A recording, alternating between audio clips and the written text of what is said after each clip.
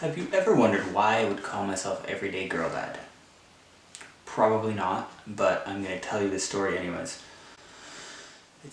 So there's really a couple of reasons why on kind of either end of the dad stereotype spectrum. On one end there's the dad as the buffoon that you see represented in sitcoms a lot.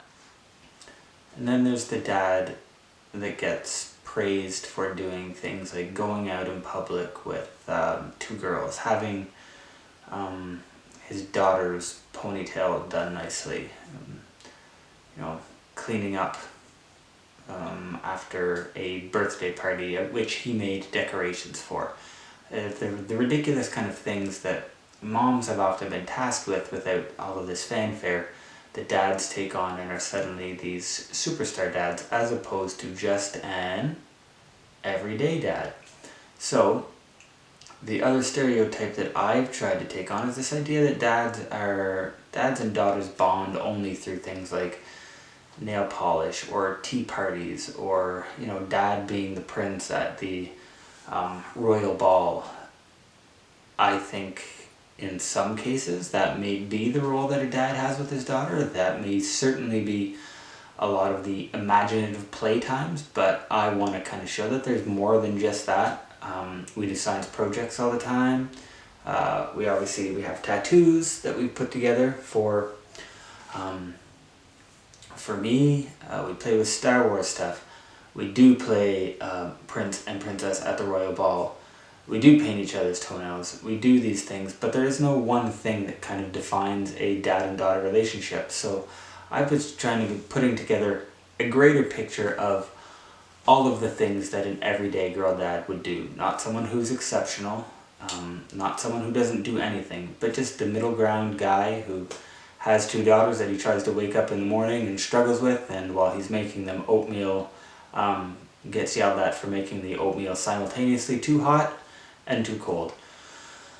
So I'm trying to talk to a number of different stereotypes, both the dumb dad and that a dad is a superhero just because he does things that are base level parenting things.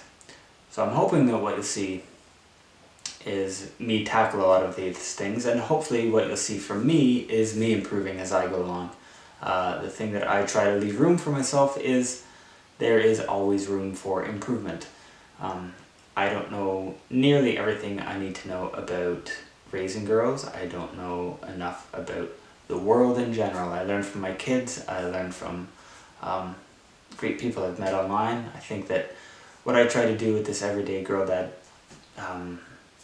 channel is just to kind of talk about those things and show that it's okay to be unknowledgeable in certain areas and to want to improve. It's okay if you're called out for lacking a certain piece of information, because the best thing you can do then is learn more about that.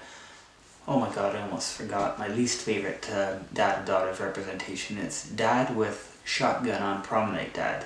These are the ones that you always see with the really hilarious shirts, right? The shoot the first one and the word will spread things, the treat the daughter as possession, the ones that have purity ceremonies, that look over their daughters as some kind of treasure that they have to look over and guard with lock and key.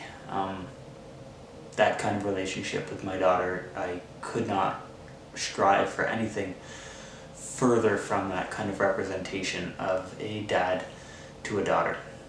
I'm here to say that an everyday girl dad is one who is always improving and learning and admitting that they're not always right.